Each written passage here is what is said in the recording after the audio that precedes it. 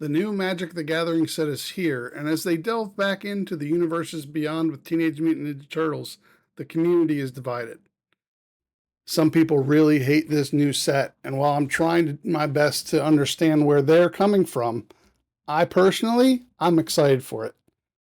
I'm returning to Magic the Gathering after decades away, but before I even held my first Magic card, I was a fan of the Heroes in a Half Shell.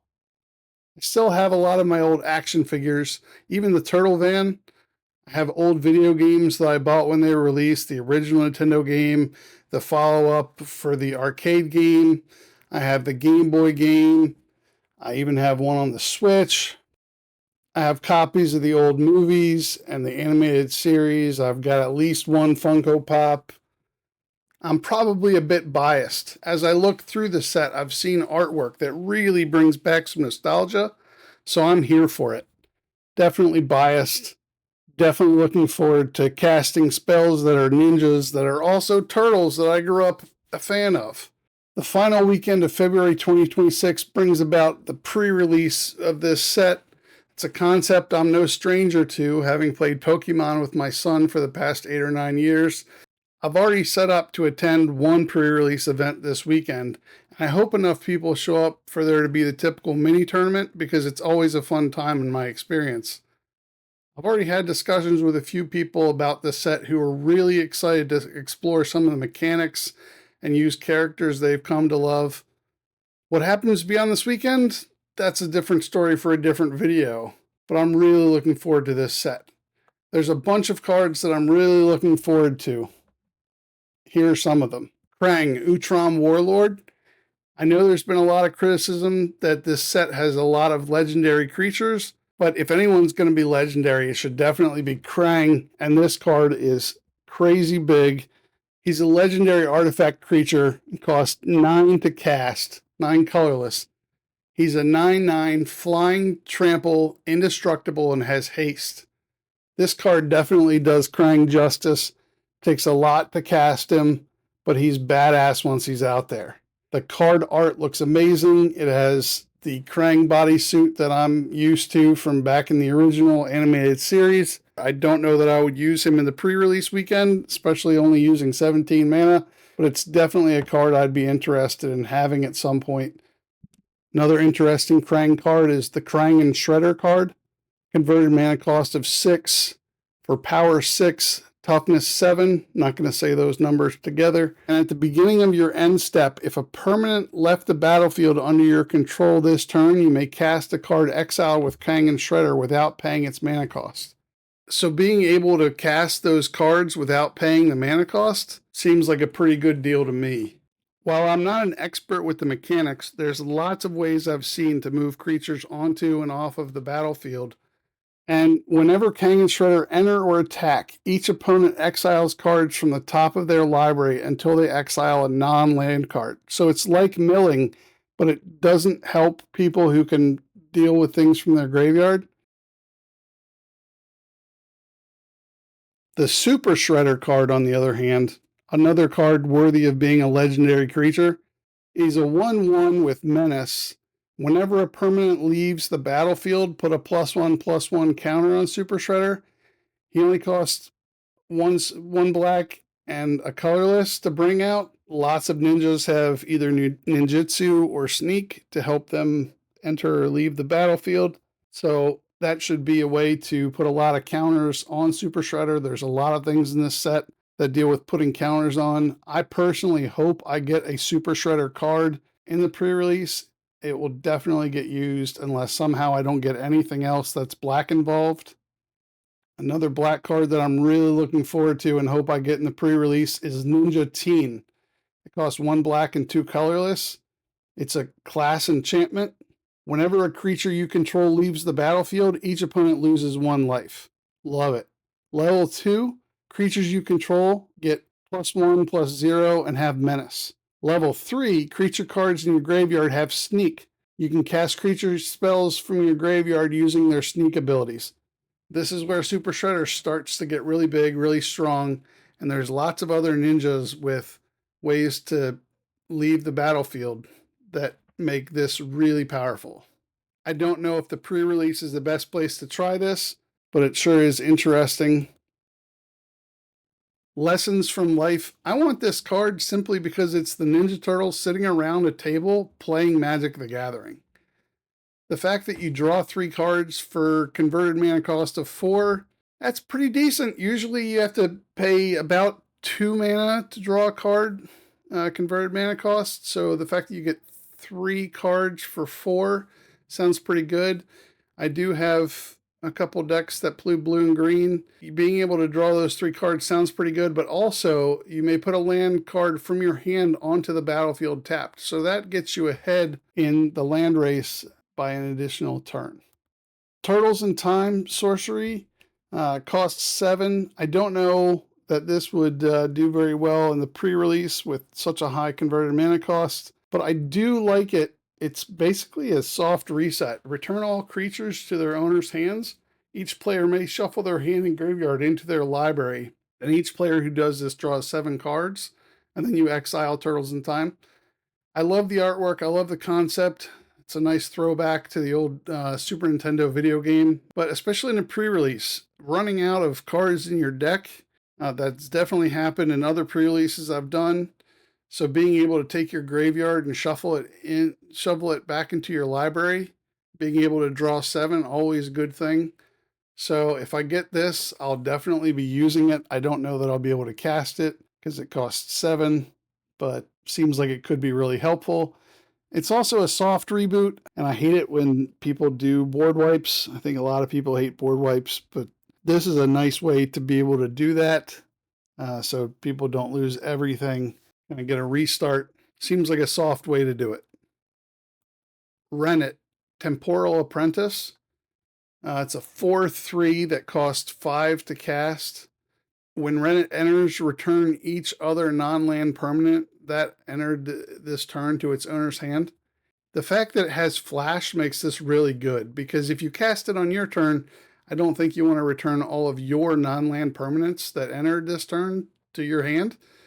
But if you cast it during someone else's turn, returning all non-land permanents that they control back to their hand that entered this turn, sounds pretty good when they're not your cards. Lita, Little Orphan Amphibian. It's a 2/1 that costs 1 and a white to cast. It has Alliance. Whenever another creature you control enters, choose one that hasn't been chosen this turn. You can put a 1/1 counter on Lita. You can create a food token, or you can scry 1. With all the creatures coming into and leaving the board with ninjutsu or sneak, this could get really big really quick. I think it'll definitely be a card that gets a lot of play, but I think it's certainly a really good card. I absolutely hope to play it in the pre-release because at 2 mana, it's pretty easy. Being able to gain life. Tenderize. I like this card for multiple reasons. It costs one green and 1. It's an instant. Target creature you control deals damage equal to its power to target creature and opponent controls. So this is a good way that if you have a fairly decent sized creature, or if you have something that's just bigger than something your opponent has, or if their creature is just big enough to be able to block your creature, you can hit it with this and then attack. I like it for how usable it is, but I also like the artwork. The art is great. Leatherhead getting in a good shot with its tail. Definitely in keeping with what the card does. Speaking of great artwork, Shredder's Technique cost 1 black and 2 colorless. Destroy target creature or enchantment. If an enchantment was destroyed this way, you lose 2 life. You know what? There's a lot of great enchantments in Magic. I don't know what all the enchantments are going to be in this set. I don't know what I'm going to face during the pre-release. I don't know what I'm going to face when I play Commander. But this card allows you to either get a creature or an enchantment, and it has a sneak cost. Losing 2 life during a pre-release might not be great, but if there's an enchantment out there that's doing more damage to you than that, it's probably worth it. Slash Reptile Rampager. It has an ability called Alliance. Whenever another creature you control enters, Slash deals 2 damage to each opponent. Whenever Slash attacks, create a 2/2 red mutant creature token. The fact that this creature with power and toughness of 7/5 has an ability that creates another creature token every time it attacks, and that ability in turn deals 2 damage to each opponent. It's great synergy, and the fact that it costs 3 colorless and 2 red mana actually sounds great to me. I hope I get this during the pre-release. I don't know whether or not it'll find play in other areas, but on Friday afternoon, I'll be looking for it. Splinter Hamato Yoshi, another legendary creature that has sneak, it has menace. Other ninjas you control get +1/+1. It's a 1/3, so it's a decent blocker against other small creatures.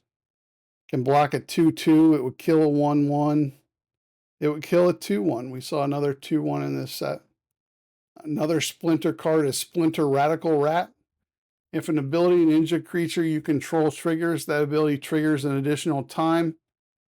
A ninja deck I was building was black, white, and blue involved. And the fact that Splinter Radical Rat has an ability where you can tap 1 and tap a blue and target ninja can't be blocked this turn sounds really good. Splinter Radical Rat is a 2/4, so he has some durability.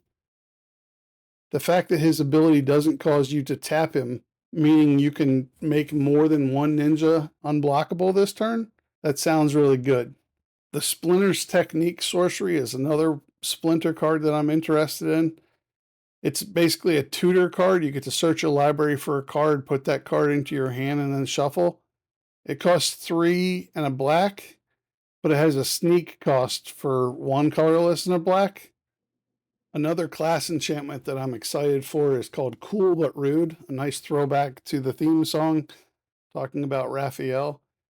I don't know how great it is for the pre-release, but I'm excited to put it in one of my commander decks. It costs 1 red and a colorless. It basically allows you to do things when you discard, which is not something I want to do during a pre-release with only 40 cards in the deck. Whenever you attack, you may discard a card. If you do, draw a card. That's a decent base level. Level 2, whenever you discard a card, this class deals 2 damage to each opponent.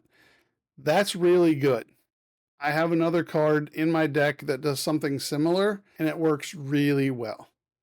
The fact that you don't have to pay extra mana each time after you put it into level 2 makes that really good.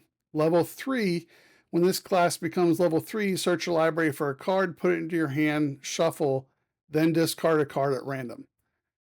The deck I would put this in loves to discard cards, and you get another tutor effect. That sounds really good to me. Kitsune's Technique. That could be really difficult to play in a pre-release, needing 2 blue and 4 colorless. But if you do, it's almost devastating to the opponent, because target opponent mills half their library rounded up. You only start with 40 cards in your deck. You draw 7, you're already down to 33. Assuming they've had 3 turns, they're already down to 30 cards. You would need a 4th turn to probably even get this to work based on the mana requirement. So you're already talking about them being in the high 20s. That drops them down to 14 cards. That's a third of their cards in their entire deck gone. It does have a sneak cost for a colorless and a blue. That makes it a little easier to cast. Dark Leo and Shredder is another card that I'm really looking forward to getting. I'm not familiar with the storyline that Dark Leo and Shredder comes from, whether it's in the comics or one of the animated series, but the card is awesome. Attacking ninjas you control have Death Touch. Love it. Also, whenever Dark Leo and Shredder deal combat damage to a player, you get to create a 1/1 ninja token. And if you have 5 or more ninjas, that player loses half their life rounded up. I imagine if you have this card, you're going to be playing other ninjas, and you're not going to need just those ninja creature tokens created by this card. If all ninjas you control have Death Touch because of this card, there's not going to be a lot of creatures that are able to block. You're going to be doing damage to a player. You're going to be causing them to lose half their life rounded up. The alternate art for this card is great. I'm glad the price of it went down. I'm not sure that I'm going to be buying it even at $30, but I did see it at about $1,000 a couple days ago. If I get it in the pre-release, it's definitely going right into a hard case, not into a deck. Maybe I'll go ahead and make a proxy of it to bring with me just in case. Then you have the Mousers from TMNT, some of my favorite low-level enemies. Ravenous Robots, artifact creature. It costs 1 red and 1 to bring out. Whenever you cast an artifact spell, create a 1/1 colorless robot artifact creature token. Then you tap 1 red and you tap it. And creature tokens you control gain haste until end of turn. I love this concept. I think having a lot of Mousers sounds amazing. There's also Mechanized Ninja Cavalry for 1 and either a red or a white. It's an artifact creature that's a robot ninja. When this creature enters, create a 1/1 colorless robot artifact creature token. You can reuse this when something uses ninjutsu or sneak to bring this out and then cast it back because of its low converted mana cost. The flexible cost of just 2, you'll end up with a lot of robot artifact creatures. Another artifact creature that has good synergy with the Mousers is Chrome Dome, which gives other artifact creatures you control +1/+0. You can also create a token that's a copy of another target artifact you control. It gains haste. You have to sacrifice it at the next end step. But I think the fact that it gives other artifact creatures you control +1/+0, I think that's where the value in this card lies. Although I'm sure there's ways to use this with other artifacts that other people will find that works really well. Toka and Razor, terrible 2s. Another creature I'm hoping to get during the pre-release. Low converted mana cost, either 2 black mana, 2 red mana, or 1 of each. The spell can't be countered. It has menace. And whenever a player casts a spell, if the amount of mana spent to cast it was less than its mana value, Toka and Razor deal 3 damage to that player. A lot of the cards with Sneak or Ninjutsu have decreased mana cost. That's a good way to do some damage whenever someone is bringing a card in for less than it typically costs. It being 3/2 for a converted mana cost of 2, really good, especially for a pre-release. Michelangelo, Weirdness 211, another legendary creature that some people probably don't think should be legendary. When he enters, you create a mutagen token. Mutagen tokens are a decent way to put 1/1 counters on creatures. This card has an ability that if 1 or more 1/1 counters would be put on a creature you control, that many +1 counters are put on instead. Always a welcomed ability. I also like Michelangelo, Game Master. It costs 2 colorless and a green for a 3/3. It has Disappear. At the beginning of your end step, if a permanent left the battlefield under your control this turn, put a +1/+1 counter on Michelangelo. If you have the other Michelangelo out there as well, that's not just 1/1 counter, you get another one. That permanent doesn't have to have been destroyed or died. It could have been swapped out with Sneak or Ninjutsu. Don and Leo, Problem Solvers, a decent converted mana cost of 5 for a 4/6, has some flexibility with the white blue options. The card has an ability where at your end step, you can exile an artifact you control and a creature you control and then return them to the battlefield. That's another good way for a permanent to leave the field and then come back. Nice synergy with other cards I've mentioned. Mutagen Man Living Ooze is a card I'm really looking forward to. I don't know how well it'll play in a pre-release, but you cast it for 2 green and then X number of colorless. It has Trample. It's a 2/3. But the beauty of this card is that activated abilities of artifact tokens you control cost 1 less to activate. While Mutagen Man is in play, those mutagen tokens can put a 1/1 counter on a target creature for free, in addition to sacrificing it. Turtle Van is a card I'm going to get one way or the other, whether I use it or not. I hope I get it at the pre-release just because I want it. It's a 4/4 artifact vehicle that costs 3 to cast, but it's the Turtle Van, iconic vehicle. Whenever this vehicle attacks, put a 1/1 counter on target creature that crewed it this turn. Then if that creature is a mutant, ninja, or turtle, double the number of 1/1 counters on it. It only cost 1 to crew. That cost could have been higher. I'll absolutely use this during the pre-release if I get the option. Mikey and Leo, Chaos and Order, cost either 2 green, 2 white, or a green and a white to cast. It's a 2/2 for a converted mana cost of 2. Whenever you put a counter on a creature you control, draw a card. This ability triggers only once each turn. During a pre-release, I don't think I would want it to trigger more than once each turn, but drawing cards is always a good thing. Having only a 40 card deck, you don't want to draw too frequently, but you want to draw at least one extra time each turn. Mikey and Don party planners cost 2 colorless and either 2 green, 2 blue, or a green and a blue. It has ward 2, so it's not going to be the target of anything. You can look at the top card of your library at any time. Always super helpful, but also you may play lands and cast mutant, ninja, or turtle spells from the top of your library. If you cast a creature spell this way, that creature enters with an additional 1/1 counter on it. Assuming you have mana out, this is essentially drawing cards as long as they're of a certain type. You want lands, you want creatures, you're going to be playing mutants and ninjas and turtles. The converted mana cost of 4 for a 3/3 doesn't sound exceptional, but the other abilities of this card really work. The card I'm really looking forward to is the Ooze. It's a legendary artifact, costs 2 colorless to cast. Whenever a creature you control with a 1/1 counter on it leaves the battlefield, create a mutagen token for each 1/1 counter on it. If you have Mutagen Man Living Ooze on the field and you have the Ooze, anytime you lose a creature with 1/1 tokens, you're essentially going to be able to move those tokens to another creature. It's essentially the Ozolith, only for a much lower price. The Ozolith is probably the most expensive card that I'm considering buying, and I really hope to get the Ooze to make up for not being able to afford the Ozolith. If you don't know what the Ozolith is, you're probably not playing a deck with 1/1 counters. Those are the cards that I'm expecting I might be able to get during the pre-release. This doesn't include the cards from the Commander deck. There's a lot more in there that I'm excited about, but I wanted to limit myself to just talking about the ones that I might get during the pre-release.